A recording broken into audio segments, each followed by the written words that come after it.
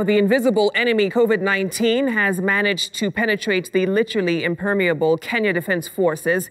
80 soldiers have reportedly tested positive to the fast-spreading virus, forcing authorities to place all military barracks across the country under restriction of movement.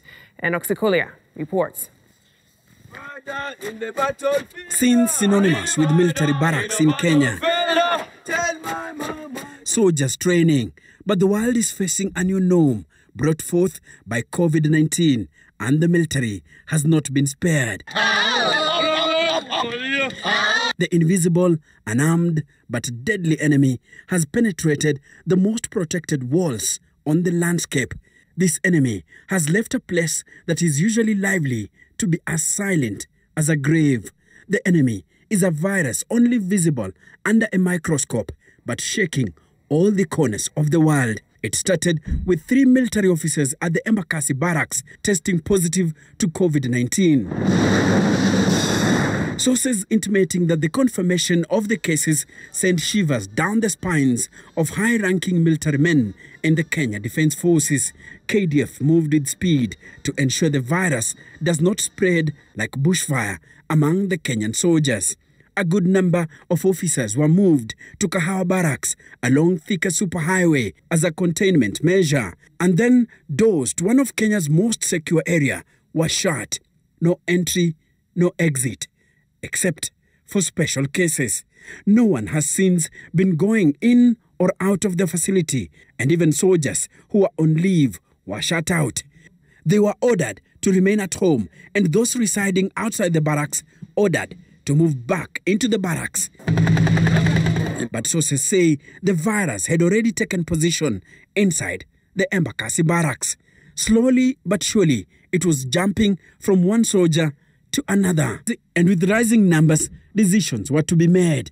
Initially, an isolation center had been placed at Embakasi barracks for those who turned positive. But as numbers grew, it was moved to Kabete barracks, which was made the treatment center for all KDF staff. Citizen TV has established that soldiers in isolation have hit 80.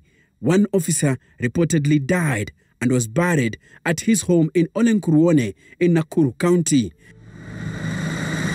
Another barracks under strict surveillance with limited access is Kahawa Garrisons, a big military facility surrounded by a huge population of civilians.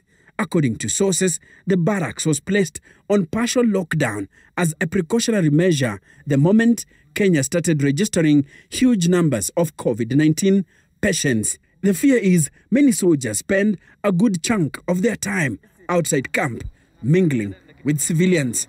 Some have homes at the neighboring Kahawa Wendani, Kahawa Sukari, Githurai 44 and 45 estates, interacting freely with people in the estates and markets. According to sources, the fear is this could be fodder for the virus to penetrate deep into Kenya's defense. KDF has so far put in place protocols that seeks to curtail the spread of the highly contagious virus among officers in the barracks. Military parades have been scrapped. Trainings have been put on hold. Officers have been barred from leaving the facility and are only being allowed to purchase food and other stuffs from the military canteens. AFCO. Other containment measures instituted by the authorities to contain spread of the virus include provision of sanitization points across all KDF establishments, conducting mass testing, establishing quarantine areas, conducting routine temperature checks, distributing of face masks, sensitization of soldiers and the KDF family on the do's and don'ts during this pandemic, as well as facilitating movement for essential tasks or compassionate cases. Oxycolia, Citizen TV, Nairobi.